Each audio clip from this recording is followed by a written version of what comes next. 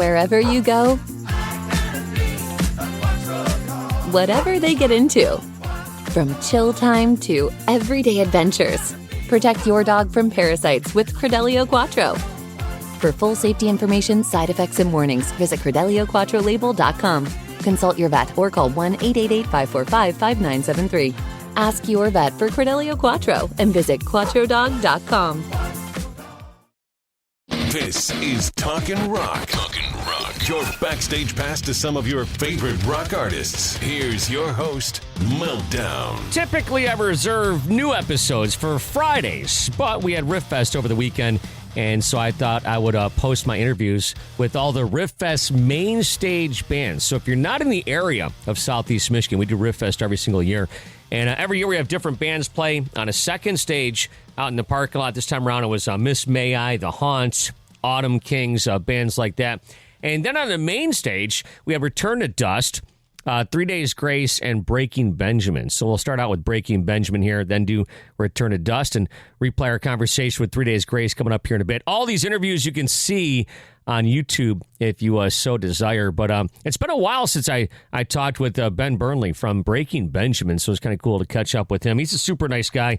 He's got like a quirky sense of humor, and there was a little bit more added pressure because some of the guys from the band were just like sitting there watching us as we were doing this interview. But Ben's a pro, and we had a great interview, great conversation with him. We talked about his influences. I tried to squeeze out new music from the guys because they dropped a single last fall, and they haven't really done much since. So we tried to get in a little bit of that as well. But here's Ben from Breaking Benjamin to start off this special Riff Fest edition of Talkin' Rock. Hey, it's Meltdown here, Riff Fest 2025 with Ben from Breaking Benjamin. Good to see you again, man. Good to see you too, man. Yeah, all in black just like last time. You haven't changed since the last time I saw you. These are literally the same clothes. I think that was about 2018, pre-pandemic. I don't even like talking about that. I don't remember much of that. No, I got you. So everywhere I go backstage here, for some reason, it's like Yacht Rock Central. What's up with that? Well, we're screaming and playing heavy guitars all day. It's kind of like if you work at a pizza place and you come home and your wife's like, I made you pizza. Like, thanks. I guess that makes sense. What's your favorite Yacht Rock band? Is this the time to plug Yachtly Crew? No, I didn't know. Not at all. You could plug whatever you want. I never even heard of them. But I have now. They're great, yeah. I don't know. I'd say Hall & Oates is good. What's that other one called? The REO Speedwagon. Does that count? You think they're Yacht Rock, huh? Does that count? Yeah, I suppose. It's kind of borderline because they are good. Does Hall & Oates count? Yeah, I think Hall & Oates, yeah. I'll stick with Hall we were talking about that the other day with Yachtly Crew, and I think Hall & Oates does fit the bill. By the way, Yachtly Crew just put out a record yesterday. What do you guys have going on? Well, we're going to put out 10 Yacht Rock classics and one original song? Yeah, I like that. Yeah. I mean, it's a safe bet. That's a crowd pleaser every time. So what's happening with you guys?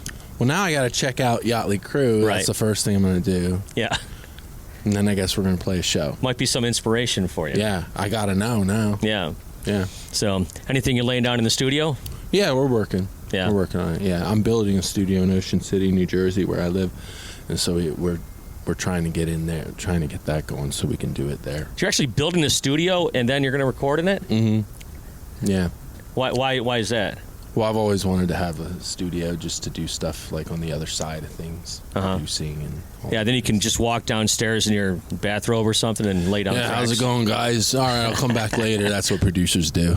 They just check. You know what happens with guys like that, I notice, is that they lay down tracks or whatever, then they give it a few days, and they go back down in the studio, and they're like, I don't know if I like this that much. Yeah, so with my place, it's like, just camp out here, and when you figure it out, get up and do it. Yeah. Yeah, no rules. So do you have anything, there's nothing recorded right now? You got we have a lot demos? recorded. No, we do. We have a lot recorded. But it's just like, it's not done until it's done kind of thing. Right. Yeah. No timeline, just almost done, like all recording wise, right? I don't know, he knows better than me. Jason's sitting just off the camera. Yeah, show him with this. There you go. Perfect. There he Excellent. is. Look how beautiful. Yeah, awesome. Hey, I'm glad you guys pushed everything off to the side here so we could talk. But this is great. Yeah. We You know, just had our meet and greet in here. Yeah, how'd that go? I see tons of people doing the meet and greet. I don't know, when you were a kid, did you do any meet and greets with any bands? They didn't really have stuff like that then. Right. So, no, I would have done Nirvana. I would have done Pearl Jam. Who else? Tool. They definitely wouldn't do one. Right. But if they did. Yeah, Maynard would be facing the other way or something. When I was a kid, I went to Lollapalooza in Philadelphia. And it's in the 90s, Yeah. Lollapalooza, you know, like that type. So it was all those. And Primus and Alice in Chains were the headliners. It was with Lane. Yeah. And Rage Against the Machine was there. And you can Google it, too. They just stood there with their wangs hanging out, their whole set. You can Google that. And I want to Google that. I was there. So that's the closest to a meet and greet that I got back in those days. That's a sad state of affairs, a meet and greet. And then we just played this thing. I didn't get the opportunity, but we just played. I don't remember where it was, but Tom Morello was there playing with his thing. Yeah. And I wanted so badly to be like, dude, I saw your freaking wang, bro. But I didn't get the chance. That would have been epic. Yeah. I've been like, we have an icebreaker. Right. Yeah, because I've never met him. So I'm like, hey, we have something in common. We've both seen his wang. Right. Yeah. But it never happened. Bringing it back just a little bit. No, I've actually interviewed him before on stage, actually, for an hour and a half one time. He's really great to talk with. I wonder if he remembers that show. Yeah, I should have asked him about that. That It was wasn't in the 90s, man. Yeah. It was a long time ago. Yeah. What was your gateway drug to picking up an instrument? Definitely Nirvana. Okay. 100%. Yeah, that was the band that made me want to do this. And then they were like you said, the gateway to other things. Yeah, I remember the first time I played Nirvana on the radio, and people hated it. And all of a sudden, it's like because the hair bands were still there, and all of a sudden, it's like, with time, they took over the world. Yeah, it just took people a minute to get it, I guess. Yeah. So you were in Mid-State, Pennsylvania? Or you were in Mid-State, Pennsylvania? Yeah, like Central. Okay, so where would you go to concerts? Over in like Hershey Philadelphia, or Philadelphia? Hershey, yeah. You know the greatest band to ever come out of Philadelphia? Tell me. Cinderella. Oh, okay. I mean, because we had a band called Manowar. Oh, Manowar, yeah. What do you mean we? Where are they from? I don't know where they're from. Pennsylvania. Okay, Pennsylvania's a big state. Yeah, I'm just saying Pennsylvania in general because the Breaking Benjamins. I'm originally from Jersey, but Breaking Benjamins hails from Pennsylvania. Gotcha. So when I say we, I mean Pennsylvanians, and we had another band. I think they were called Dirty Looks. They had one song. Dirty Looks, right? Do you remember the Hooters? The Hooters? No. Do you remember the Badleys? You ever hear the Badleys? No. They were a Pennsylvania. Hailstorm. You ever heard of them? Yeah, they're a Pennsylvania band. Yeah. Live. There used to be this Pennsylvania newspaper thing for musicians. I forget exactly what it's called. I think it was just called Pennsylvania Musician, and it was like a newspaper. And Hailstorm was on the cover a couple of times, and they're like little kids. Yeah. So I remember like being there, seeing it. So it's cool to see them out there. Yeah, I was going to say, do you have a bond with other bands from your I don't area? really know them too personally because they were from a different part. Yeah. But we were still in the same area doing the same thing. So it's cool to see that they did their thing and they're doing it. Yeah, one of my favorite things hails from Pennsylvania, York, Pennsylvania, my Harley Davidson. Yeah. Yeah, there's a factory there or something. Yeah. I have a Harley too. You do? Just a little one, an iron. Okay, I was going to say you're too big for a Sportster. You can't do that. An iron, I think, is smaller than that, isn't it? Really? I don't know. I'm not sure if an iron. I haven't seen them side by side. Yeah. Do you have the Harley Davidson bug like I do? No. My riding days, I think, are My friends told me 35 years ago it would get in my blood, and I'm like, you're right, and here we are. Yeah, no, I haven't ridden a motorcycle in a long time, but I still have it. Yeah. So when you get the studio done, are you going to have other people record there too? Yeah, it's like that. The studio is not only to do my stuff, but it's for me to be on the other side, not a performer, but the producing and putting bands together and seeing what I can make. Start your own company, or I don't know. Yeah. So, yeah. Just kind of laying it out right now? Yeah, it's also a video game development studio, which I also do. And so I'll be doing stuff like that in there, too. And who do you talk to when it goes to like building your own studio? There's no like template for it, is there? It's been a journey. I'll tell you that because I did not talk to the right people at first, but we got it there. Yeah. Yeah. One of my friends has a pretty nice studio down in Nashville, and someone will give him $500. I'll come in for the afternoon and rip out some tracks. Mm-hmm. See, that's exactly the thing, is that you have a lot of studios in Nashville, you have a lot in New York. There isn't a single one anywhere near where I built mine, so it's a different thing too. Yeah, that was another cool thing about doing it. And with the records you've made so far, has there been studios that felt more comfortable and more apt to write and stuff like that, just at ease? There's been studios that I really love. We did, I think it's our third record, Phobia it's called. Is that our third? I don't know. But we did that at a studio in New Jersey somewhere, and I loved that studio. And then we went back and did another song there. I can't remember what it was. But, yeah. I don't know if it's probably still around. I don't remember what it's called or anything, but I love the vibe of it. So there's that one, and then there was one that we did, "We Are Not Alone," which is our second record, right in near Times Square. It was called Mirror Image, but that's not there anymore. But I loved that studio. There's a lot of stuff going on in Times Square. Did that like play into that record? I mean, as far as like a little bit, yeah. So Cold was the song off that, and okay. that kind of, I was doing it in the winter, and I was staying in my hotel, and I wrote the lyrics for that song in there.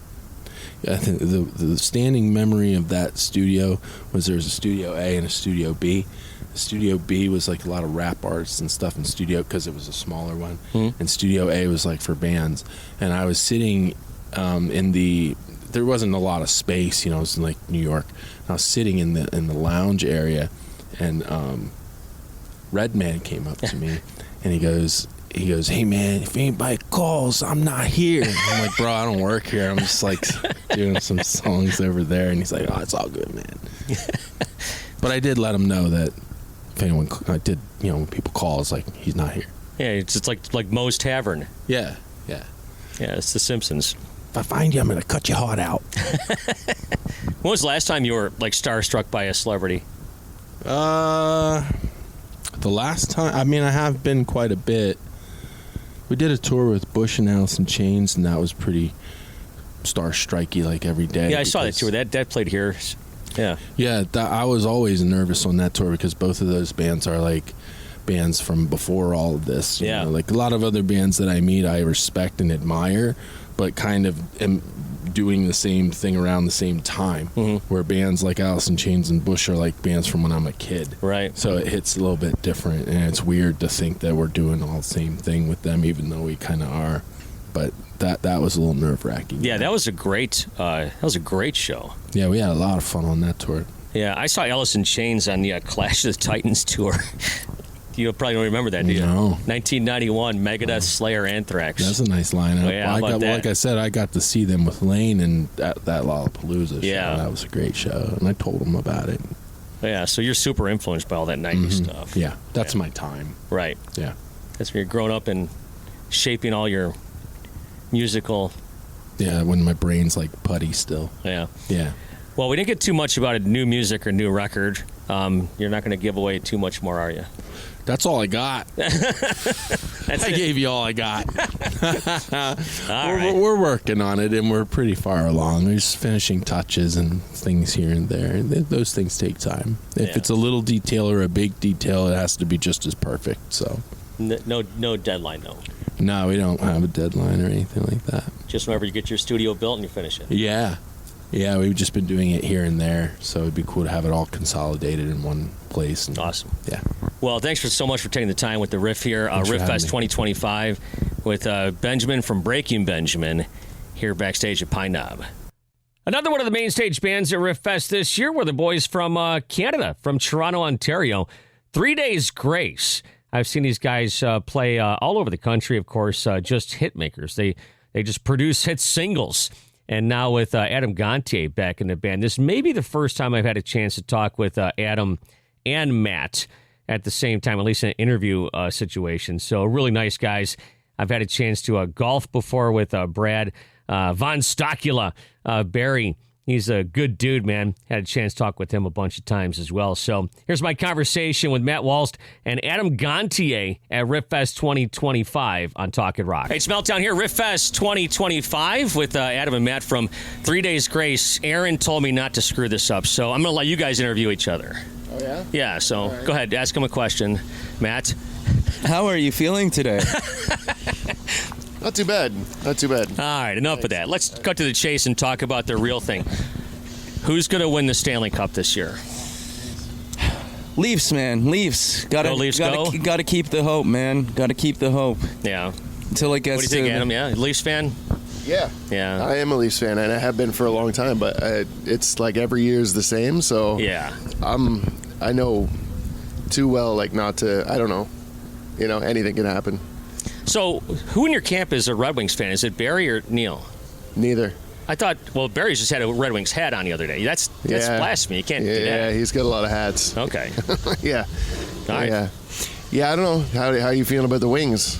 I'm feeling the way I did last year because they didn't do anything over the summertime, so I don't know what to think. That's the thing. The Leafs, you know, they added and stuff, and they got a new kid that's like, you know, but who knows? Again, it's like, I don't even. You know, I've had the fortune in the last 30 years to watch, like, legitimate NHL hockey Hall of Famers, right? And now we got Patrick Kane, to me, which is worth the price of admission, but he's not young anymore anyway, so. Yeah, he's but not, I love watching him play. Yeah, well, he's an unreal, yeah. So we could talk about hockey for the next 37 minutes, but let's talk about 3 Days Grace. First of all, you guys have this VIP area over here. People can't see it, but road cases and whatnot. And in 2005 or 2006, you guys toured with the Stones. There's an autographed Mick Jagger thing. That's really cool. Tell me about that. Yeah, we did a show with we did 2 shows with the Stones in Regina, Saskatchewan, and after the first night, when we got off stage, there was a note from Keith Richards just saying, "Nice one, pals." That's from Keith. I thought it was Mick. It's from Keith. Keith, yeah. okay. I couldn't read the handwriting. Yeah. So we gave that note. We gave it to our tour manager, who then gave it to Barry's wife, Heather, to hold on to and then Christmas rolled around a few years later, and she got these things made up, a picture with us with the Stones and the set list and all that stuff. So yeah, it's just a keepsake, you know. Yeah, and some backstage passes and whatnot. So, Alien Nation is out right now. Talk about the new record. Of course, Matt working with Adam for the first time, correct? Yeah. It's been amazing, man. Fans are loving it, which, we couldn't be happier about it. Yeah, I was talking with someone the other day. It's like the most Canadian thing ever. It's like, we're just going to bring the old singer back. Just keep everybody happy. Yeah, we grew up together. Right. So it wasn't like, Van Halen trying to get their singers together who are completely different people, different places. We grew up in the same small town, so and we've been friends for years. So it's been pretty easy. Yeah, and I saw you guys back in March, actually, on my birthday with the Disturbed show. And I mean, it's so cool the way that you guys, incorporate each other and work with each other and, sing the songs together and all this stuff. Talk about that. Yeah, man, it just came together really easily. Like, we got into rehearsals and, it was so easy. We're like, this is going to be great. And the fans have been loving it. It's been a great tour so far. And, man, we're going to keep going for a while. Yeah. And Adam, getting back into the band, you were kind of talking about this for a little while, right? Well, maybe a little bit. I mean, I think it was something that over the last bunch of years, sort of, like the idea of it was kicking around, but yeah, it was, these guys reached out. Well, I mean, I had talked to Brad for years, and Matt and Brad were talking over the pandemic around that time about doing this. So yeah, Brad reached out to me, and for me, it was a no-brainer. It seemed like it was the right time to do it, that sort of thing. So, and starting Saint Asonia, what kind of challenges did that pose to you? Yeah, I mean that whole thing. That's a different level of a band, right? Where it's but you're starting from the bottom, and you want to try to work your way back up again. For sure, man. That was probably the biggest challenge, was just trying to build up the name, because people didn't know the name. A lot of people still don't know the name. So, yeah, I was starting from the ground up on that one. Yeah. I couldn't imagine after you build a career like that, and all of a sudden now it's like, well, let's play this bar right here. You know what? It shows. I love playing live. It's all about the music and playing shows, really. That's what I love to do. So yeah, the level of it changed for sure, but it's still fun to go out there and play. Now the new record, like I was just talking about, is out. Alienation. If I'm not mistaken, correct me if I'm wrong, you guys had some songs out before the record was even finished, right? Well, we put out Mayday first, right? And I think the album was done at that point. Yeah. Okay, because I thought I remember talking to Neil, and there might have been some tweaks and some stuff left to do. But anyways, I'm sorry. No, yeah, we were like at the same time that we put Mayday out, the album was getting finished. It was pretty close. But I think the songs were all done and recorded and stuff. All the songs were there by that point. Yeah. And how do you choose Alienation as like the title track? I feel like throughout all the albums, it's a common thread. Alienation, feeling alone. Around your surroundings, it's just you feel alone. So we felt that would really fit the record title. Now, when there's 5 guys in the band, I mean, did all of you agree on that should be the title track? Yeah, for sure. We threw a couple of other song titles around, but we all agreed on that one for sure. Just because we're talking about it, did you think of naming it something that wasn't on the record, or is that just kind of commonplace? Yeah? We thought about it, yeah. Can you tell us Can you tell us? Oh, I don't remember what. Oh, okay. I don't. Well, 2X was thrown around a bit. Yeah. 2X. Yeah. Yeah, but then we figured it might be a bit of a like putting a little bit of pressure on ourselves, calling like because 1X was pretty successful. Gotcha, People love that one, so kind of tough like putting out an actual sequel or whatever to that, But people already are comparing it to 1X, so yeah. And tell me what it's like to put out a record, especially this one when there's a whole new dichotomy in the band. Oh man, it's exciting, it was super exciting for us to finally get the songs out there and to see the reaction of the fans loving certain songs. And after listening to it for so long, you start to lose like perspective on which song is going to stand out and what other people are going to dig, like compared to your personal opinion. So it's really cool to see those songs, like which ones are standing out and which ones people are really loving. And if I'm not mistaken, once again, correct me if I'm wrong, with Barry with his Detroit Red Wings hat on. But did you guys record or basically write a lot of the stuff down his place in the Midwest here? Yep, we did. Barry's got a place in southern Indiana, pretty close to Nashville, where I'm living.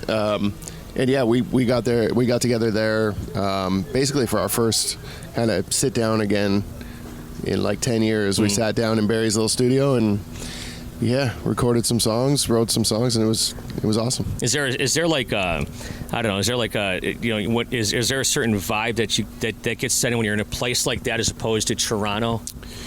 Well, it's definitely chill. Like it's I think there could have been, with us doing this, there probably could have been a lot of pressure from the outside, and going to Barry's place just in the middle of nowhere. Just hanging, just us, nothing else around us. That was really, I think it was really important for the process, and it just kind of blocked out everything else, Yeah. Well, thank you guys for playing Riff Fest. What else is coming up for the rest of the year? Just doing this tour and then maybe taking a break for Christmas or whatever? Yeah, we do this tour. I think we're out for another 3 weeks-ish with Breaking Benjamin, with some festivals, and then we'll be going to Europe in November. Oh, that's cool. For a month, and then home for Christmas, and then next year starts up, and I think we've got a lot of stuff lined up for next year, so that's great. And you guys, you're not too far. You should come and watch a game here in Detroit at the LCA. Have you guys been there yet? No. Oh, you played there? Well, but you haven't watched the game there. I haven't seen a game there, no. You could imagine how cool it is. I'd love to, yeah. Just because that you guys can't see it when you're standing on the stage, but the scoreboard goes up into the ceiling, so and that scoreboard's gigantic. Yeah. So I told you, he's got the Detroit Red Wings hat on. Hey, Barry, how are you feeling about the tour so far? Awesome. Loving it. Why do you wear I'll ask a question on your behalf. You're from the Toronto area. Why is it that you're sporting a Detroit Red Wings hat? Because it's a way better team. I don't know about now, man. He doesn't follow hockey. He doesn't know. There's no hockey in southern Indiana. There's no hockey down there. But he's been in Indiana too long. They're a way better team, man. I don't know. You guys got some firepower on that team. Austin Matthews and Tavares and stuff. Oh yeah. Nylander probably will be the guy this year, but we'll see, man.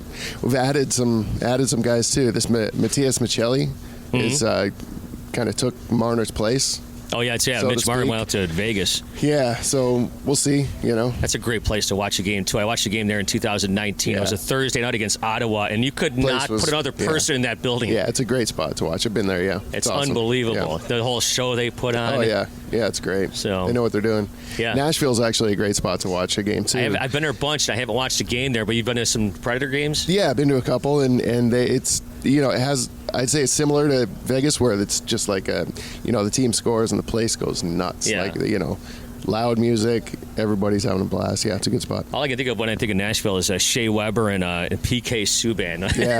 Yeah.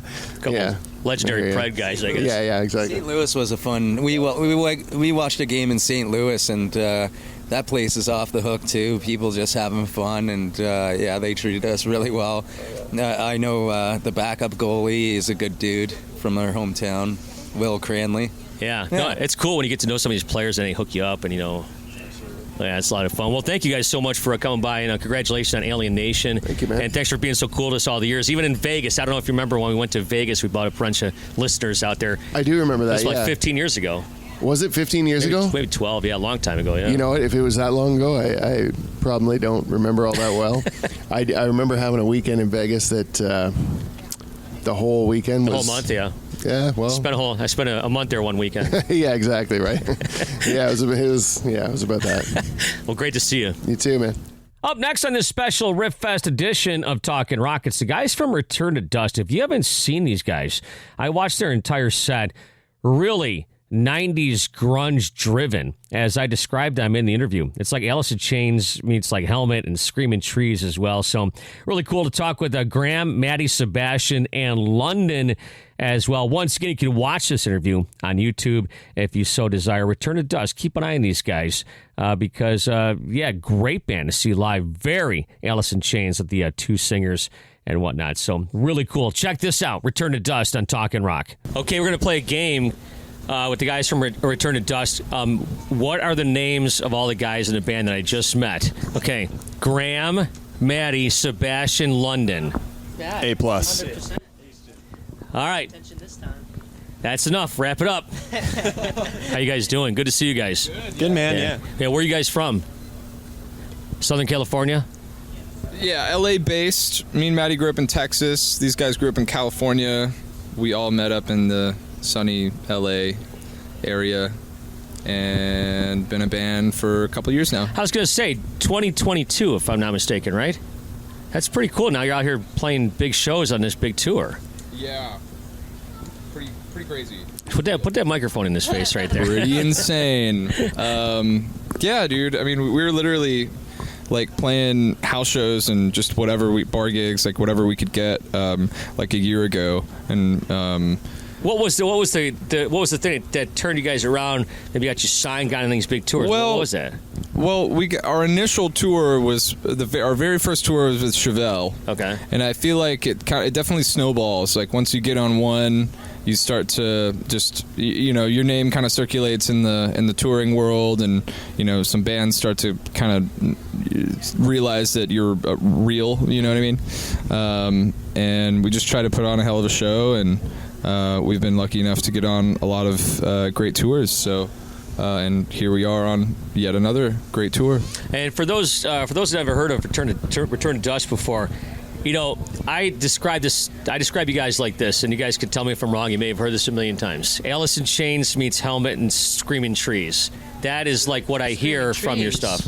That's a good one. I dig that. Yeah. Love all those bands. Well, I mean, is it accurate? Yeah. Yes. I mean, inspired by all those bands for sure. Yeah. And I like their deep cuts. I like that you got the Joshua Tree, like the desert thing of Josh Homme and like Screaming Trees and all that, and Helmet with the riffs, and I mean even our hi Adam peekaboo. Yeah.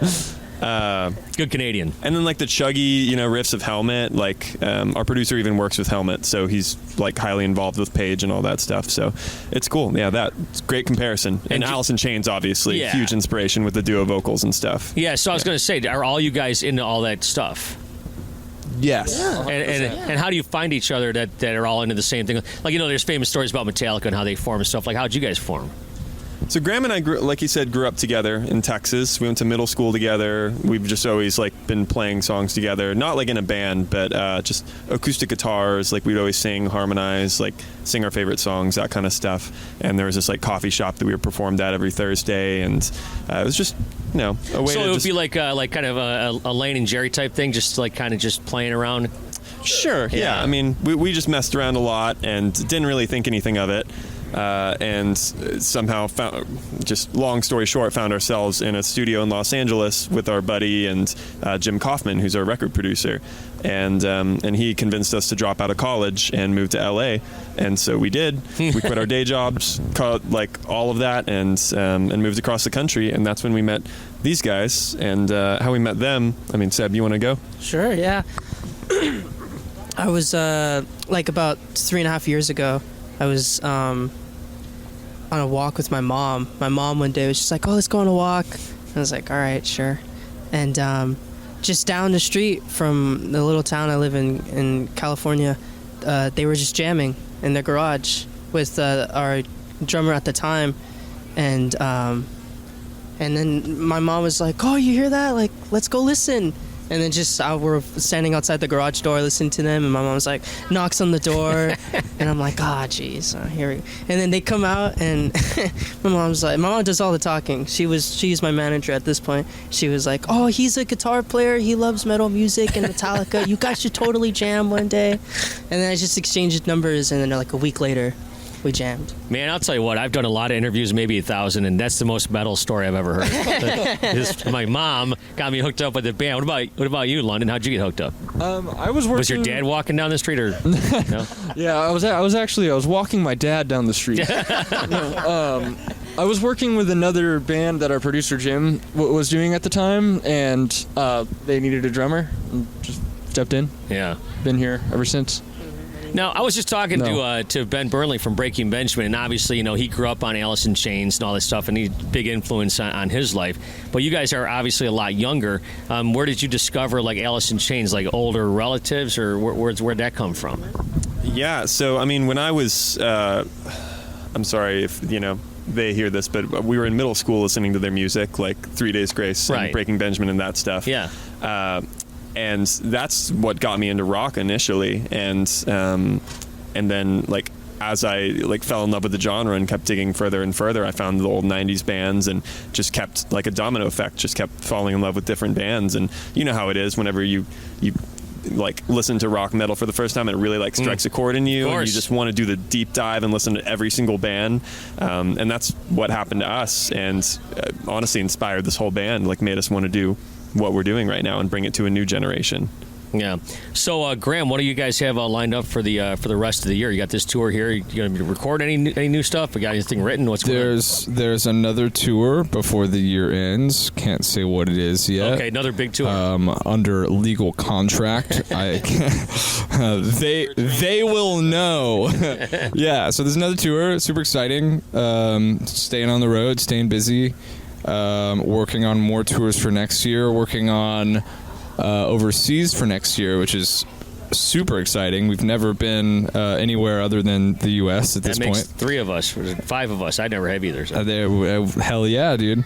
Yeah, and we're kind of always just working on new music. Anytime we can find some downtime when we're back home, we try to get in the studio and just like record some new stuff. So I mean, you can look out for it all.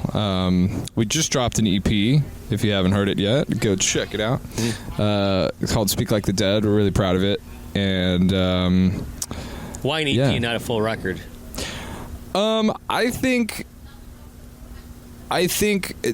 after, so we released a self-titled, and I think we just wanted to pack a tighter punch and be a little bit more concise about the next thing, and I think a 6-song EP does that really well. Yeah. Where in Texas did you guys grow up? Midlothian. Whereabouts is that? South of Dallas. Okay. So you don't sound like a Texan. Oh, yeah. We do not. Partner, let me tell you. We have it in us. Yeah. We can pull it out at a moment's notice. Hell yeah, brother. Maybe start on stage in Detroit Rock City. I'm like, what in the Sam hell's going on in Michigan? Hell yeah. Hell yeah, brother. One of my friends from Nashville like say, "Gad dumb." You guys say that down there? No? Yeah. Dag nabbit. Yeah, dag nabbit. I thought maybe you grew up in Texas by like the Dangerous Toys guys or anything like that. Dangerous Toys? Yeah, don't remember them?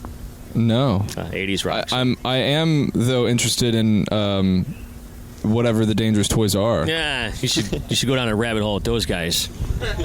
Dangerous Toys. Man, I was telling Ben that I saw Alice in Chains for the first time on the Clash of the Titans tour in 1991 with Slayer, Anthrax, and Megadeth, and nobody knew who Alice in Chains was. So sick. Yeah, and that was the first time I ever saw him on stage. And I think Lane a few times played the shows with his hoodie on, and like what's the kid from South Park? You just pull it tight, you know? Yeah. Because people would be throwing stuff up on stage at him, so.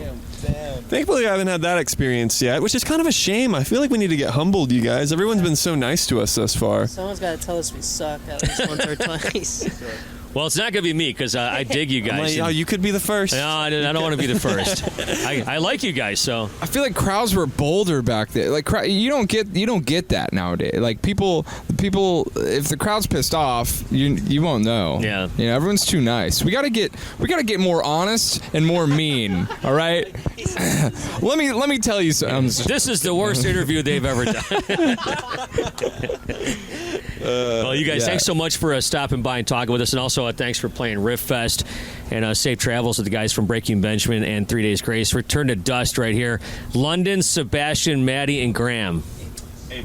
Oh yeah. And there you have it. Our Riff Fest edition of the Talkin' Rock with Meltdown podcast for this Tuesday as I record it. We'll have a podcast coming up on a Friday as far as I see it right now.